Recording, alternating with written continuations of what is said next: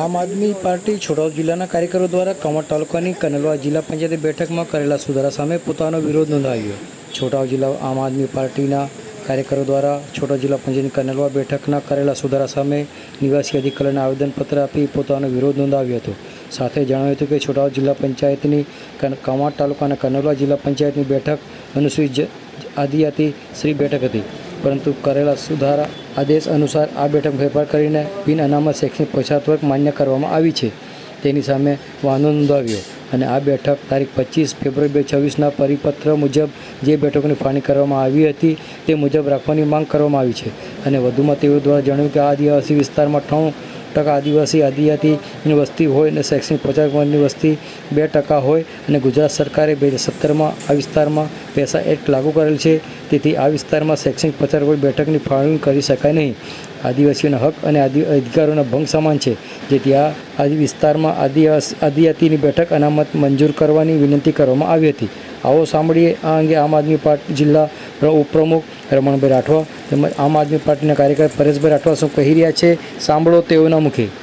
કલેક્ટરશ્રીને આવેદનપત્ર આપવા માટે અમે આમ આદમી પાર્ટીના તમામ જે હોદ્દેદારો છે તેઓ આજે અહીંયા છોટાઉદેપુર ખાતે આવેલા છે. અને એનું મુખ્ય કારણ આવેદનનું એટલું જ છે કે જૂનું સીમાંકન તેના પછી નવું સીમાંકન ફરી આવ્યું, તો એ સીમાંકનમાં પણ અનુસૂચિત જનજાતિ સ્ત્રી હતી 11 કનલવા સીટ પર પણ અને કવાંટ તાલુકામાં પણ.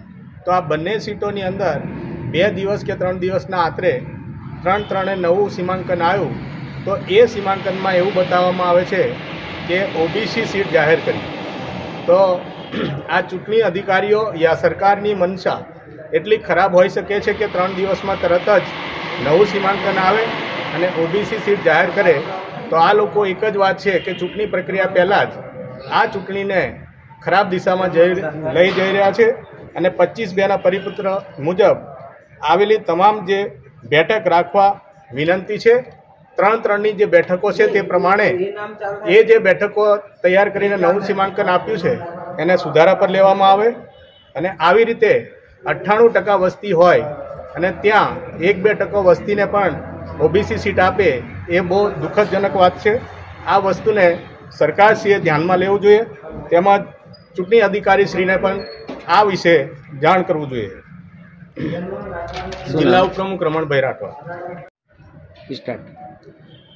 આજે તારીખ 9/3/2026 જે સીમાંકન જે આવનારી જે ચૂંટણી છે, તાલુકા જિલ્લાની ચૂંટણી છે, એમાં જે સીમાંકનની જે યાદી આવી છે એમાં પહેલાં જે યાદી આવી હતી એમાં એસટી સીટ હતી. અને ત્યાર પછી અત્યારે જે નવું સીમાંકન 3 તારીખે આવ્યું એમાં ઓબીસી સીટ કરી દેવામાં આવી છે. જ્યાં 98% એસટી છે તેમ છતાં ત્યાં ઓબીસી કરી દેવામાં આવી છે.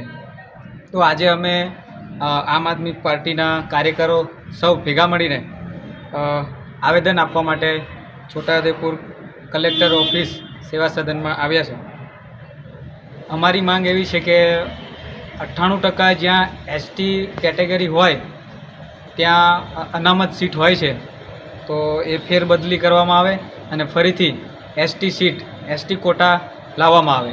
અને ઘણી એવી જિલ્લા પંચાયતો છે જ્યાં 4 ટર્મથી સ્ત્રી બેઠક હોય તો સ્ત્રી બેઠક જ છે, તો એ પણ ધ્યાને લઈ એમાં પણ સુધારા કરે એવી અમારી માંગ છે. શું નામ આપનું? રાઠવા પરેશભાઈ.